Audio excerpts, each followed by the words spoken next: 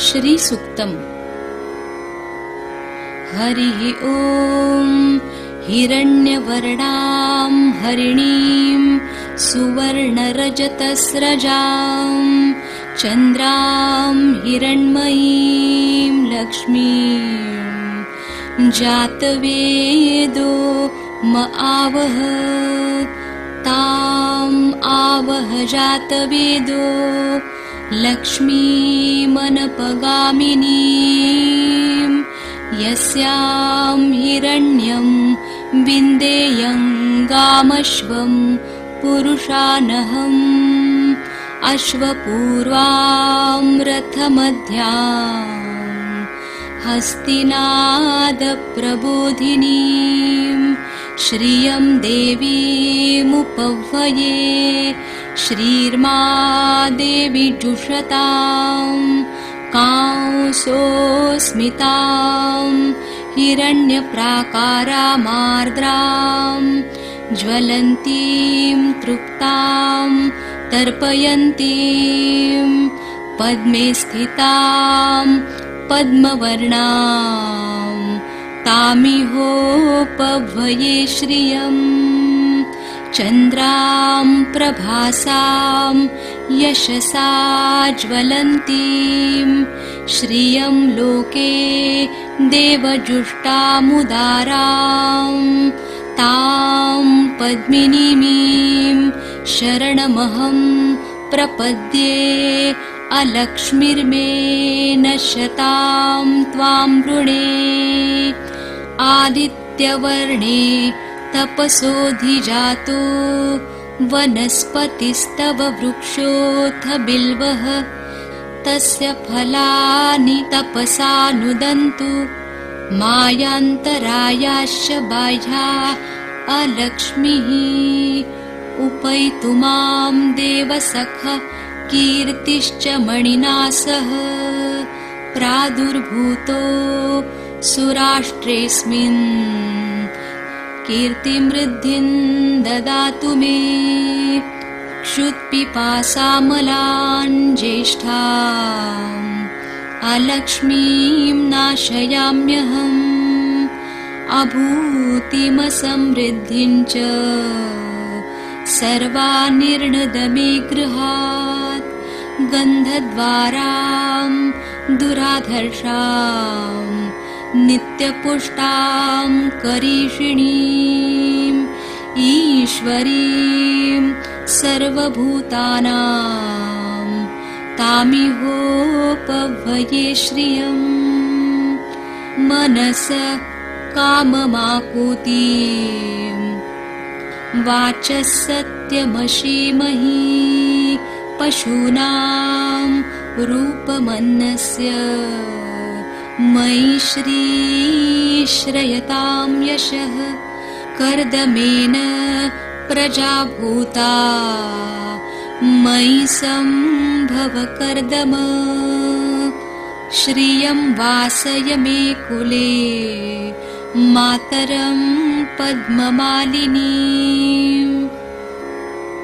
आपसृजन्तु स्निग्धानि चिक्लीत वसमे गृहे निच देवीं मातरं श्रियं वासय मे कुले आर्द्रां पुष्करिणीं पुष्टिं पिङ्गलां पद्ममालिनीं चन्द्रां हिरण्मयीं लक्ष्मीं जातवेदो म आवह आर्द्रां यक्करिणीं यष्टिं सुवर्णां हेममालिनीं सूर्यां हिरण्मयीं लक्ष्मीं जातवेदो म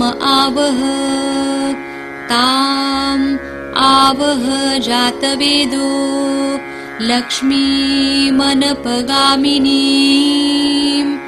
यस्यां हिरण्यं प्रभूतं गावो दास्योश्वान् विन्देयं पुरुषानहम्। अथ श्रीलक्ष्मीसूक्तम्। यशुचिप्रयतो भूत्वा जुहुयादाज्यमन्वहम्। श्रियः पञ्चदशर्चञ्च श्रीकामः सततं जपेत्। पद्मानने पद्म ऊरु पद्माक्षि पद्मसंभवे। तन्मे भजसि पद्माक्षि येन सौख्यं लभाम्यहम्। अश्वदायै गोदायै धनदायै महाधने। धनं मे लभतां देवि सर्वकामांश्च देहि मे। पुत्रपौत्रधनं धान्यम् अस्त्यश्वाश्वतरीरथम्। प्रजानां भवसि माता आयुष्मन्तं करोतु माम्। धनमग्निर्धनं वायुर्धनं सूर्यो धनं वसुः। धनमिन्द्रो बृहस्पतिर्वरुणं धनमश्विनौ। वैनतेय सोमं पिबतु वृत्रः। सोमं धनस्य सोमिनो मह्यं ददातु सोमिनः। न क्रोधो न च मात्सर्यं न लोभो नाशुभा मतिः। भवन्तु कृतपुण्यानां भक्तानां श्रीसूक्तं जपेत् सदा। सरसिजनिलये सरोजहस्ते धवलतरांशुकगन्धमाल्यशोभे। भगवति हरिवल्लभे मनोज्ञे त्रिभुवनभूतिकरिप्रसीद मह्यम्। चन्द्राभां लक्ष्मीर्मीषाणां सूर्याभां श्रियमीश्वरीं। चन्द्रसूर्याग्निवर्णाभां श्रीमहालक्ष्मीमुपास्महे। वर्षन्तु ते दिवावरी दिवो अभ्रस्य विद्युतः। रोहन्तु सर्वबीजान्यवब्रह्मद्विषोजहि। पद्मप्रिये पद्मिनि पद्महस्ते पद्मानने पद्मदलायताक्षि।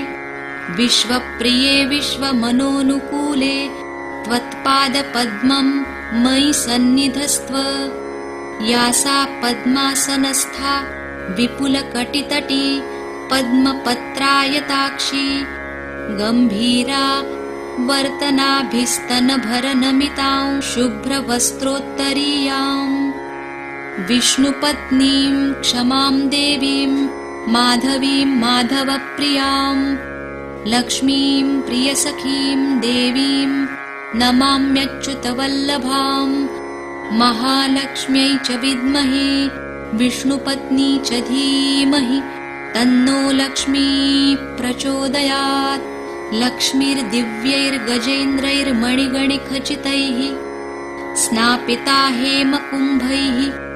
नित्यं सा पद्महस्ता मम वसतु गृहे सर्वमाङ्गल्ययुक्ता। श्रीसिद्धलक्ष्मीर्मोक्षलक्ष्मीर्जयलक्ष्मी सरस्वती। श्रीलक्ष्मी वरलक्ष्मीश्च प्रसन्ना भव सर्वदा। ॐ